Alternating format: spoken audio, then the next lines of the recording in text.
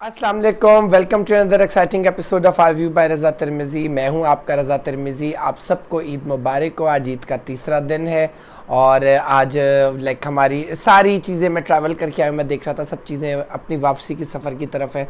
एक आने का शौक़ होता है, हजूम होता है, एक एक्साइटमेंट होती है किसी भी फेस्टिवल की, और फिर वो बाय द टाइम जो है वो ख़त्म हो जाती है। और बस यही वक्त की खूबसूरती है कि वो गुज़र जाता है। उसके बाद जो है क्या कहते हैं, आगे ज़िंदगी चलती जाती है। मैं वापस आ रहा था, देख रहा था रोड पे लोग सब अपने अपने घरों को वापस आ रहे हैं, मंजिलें। बकरा ईद का शोर शराबा हुजम ख़त्म हो गया। I was slightly disappointed for few things के एक तो ये बकरा ईद इतनी गर्मी में थी, लोगों ने कोई हाइजीन सफाई का ख्याल नहीं रखा हुआ था। जानवरों को बहुत ज़्यादा मुझे लग रहा था कि तकलीफ़ हो रही है, और बहुत ज़्यादा मुझे ना वो गंद और ताफून और ये चीज़ें थी। कुछ ऐसा होना चाहिए, हम 21वीं सदी में है, कि इस कुर्बानी के प्रोसेस को ज़रा नीट एंड क्लीन करें। जो घरों के बाहर अब एक हफ्ते तक आपको गलाजत मिलेगी, गंदगी फेंकी हुई मिलेगी। मेरे अपने घर में हो रहा था, मुझे, मैं किसी को नहीं कुछ कह रहा, लेकिन मुझे समझ नहीं आई थी कि क्या करूं। कुछ है ही नहीं। क्या मैं चाह रहा था जल्द से जल्द जाए, बट वो नहीं जा रहा था। बट क्या कहते हैं, यही तो मौके की खूबसूरती होती है। अब हम लोग बात करते हैं आज रद्द की एपिसोड 21 की, जो आ चुकी है। बड़ी ज़बरदस्त एपिसोड गई है। अच्छा, इस ड्रामे की सबसे अच्छी बात यह है कि ये हर एपिसोड में कुछ नया हो रहा है, और इस एपिसोड में क्या कहते हैं, नया जो हुआ है वो आपने शायद प्रोमो में देखा भी हो, मैं उस पर बात भी करता हूँ। लेकिन ये था कि बहुत कमाल लेकर वो लोग चले हैं। एपिसोड स्टार्ट होती है, सालार की रिकवरी का प्रोसेस शुरू हो चुका है, उसकी रिकवरी हो रही है और डॉक्टर्स उसको सही कर रहे हैं। और फिर वो जो है बाय द टाइम अब ऑफिस ज्वाइन कर चुका है प्रॉपरली ऑफिशियली, जो उसके भाई को अब खुटक नहीं रहा। और बड़ा अच्छा सीन है कि जब वो ऑफिस करके वापस आता है तो क्या कहते हैं, वो उसका भाई देखता है, वो उसकी प्राडो से उतरता है। सो बड़ा अच्छा दिखाया। उसकी बहन उसके साथ बहुत टाइम स्पेंड कर रही है, ईमान के अलावा, क्योंकि वो तो बीवी थी, लेकिन बहन बहुत अच्छा टाइम स्पेंड कर रही है। बड़ा अच्छा बहन भाई का बॉन्ड दिखाया।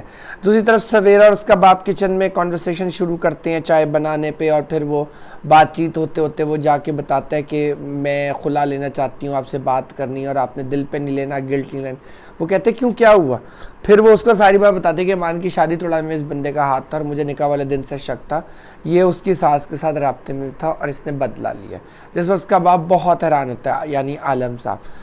बट ये है कि वो अब कहता है मैं तुम्हारे हर फैसले में तुम्हारे साथ हूँ, किस तरह करना है, क्या करना है।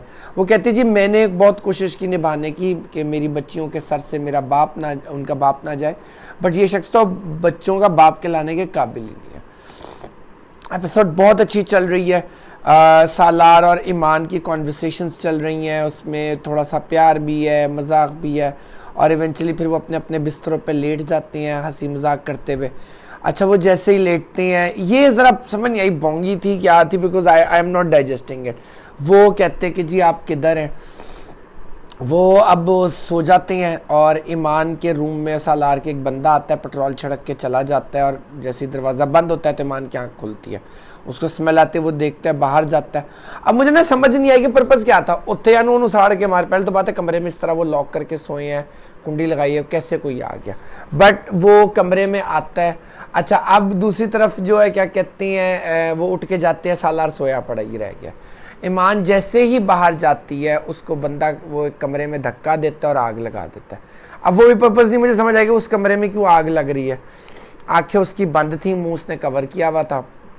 खैर anyways they were like that was fire all around. वो चीख रही होती है तो सारे घर वाले हेल्प के लिए आते हैं, नौकर दरवाज़ा तोड़ के उसको निकालते हैं। सालार वहीं खड़ा रहता है, वो जिस पे बहुत हैरान होती है।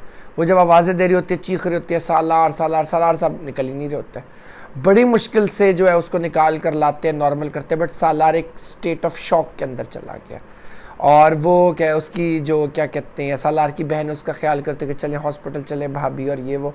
तो वो कहती है कि शुक्र है किसी को तो परवाह है, तुम दूसरों का तो कुछ कह ही नहीं सकते। जिस पे वो कहते हैं कि भाभी हमें, मैं बहुत छोटी थी लेकिन राहत आंटी की डेथ भी आग लगने से हुई है, और सालार भाई को आग से डर लगता है, और वो अब ना समझ नहीं पा रही है। बड़ा अच्छा ये इन्होंने दिखाया है, जिस तरह वो अब आगे स्टोरी को चल रहे हैं, उसको किस तरह वो लेकर चलती है। और वो उससे फिर वो ऊपर से नीचे आती है नेक्स्ट डे, तो वो उसको जो है क्या कहते हैं उसकी सास वॉर्न करती है, वो कहते तुम जानती क्या हो, कहते आप बताएंगे मैं मान लूँगी। अब वो उसको स्टोरी बताती है, वो कहती है कि मेरी सौकन का बेटा था और मेरे दोस्त थी, उसने इससे इश्क लड़ाया और ये, वो कहती है कि मैं मानती नहीं कि सालार ने अपनी माँ को मारा, इसके बहुत कंप्लेंट्स आती थी, आग भी इसने लगाई थी, बहुत पोजेसिव नेचर का है। और वो उसको कहते हैं कि लोग तो इश्क में आग का दरिया पार कर जाते हैं, इसने तो 2 शोले नहीं किए। भाई Nadia Afghan is doing an amazing job, कमाल एक्टिंग नादिया अफगन की, बहुत आला एक्टिंग, मज़ा आ रहा है उसकी एक्टिंग को देख के, क्या मंजी हुई है, चाहे पॉजिटिव रोल है नेगेटिव, ये बंदी हर चीज़ में जस्टिफाई करते हैं। अब आप लोग नोट करें कि इस वक्त जो मैंने 2-3 ड्रामास देखे हैं, negative characters are way better than, far better than like the original one, because उनकी एक्टिंग इतनी अच्छी है। चाहे इशरत साहिबा का रोल जो है उसने किया सवेरा नदीम ने, चाहे लाइक इस शैला का रोल सालार की माँ का जो है नादिया अफगन कर रही है, कमाल एक्टिंग कर रही है, so very very nice acting.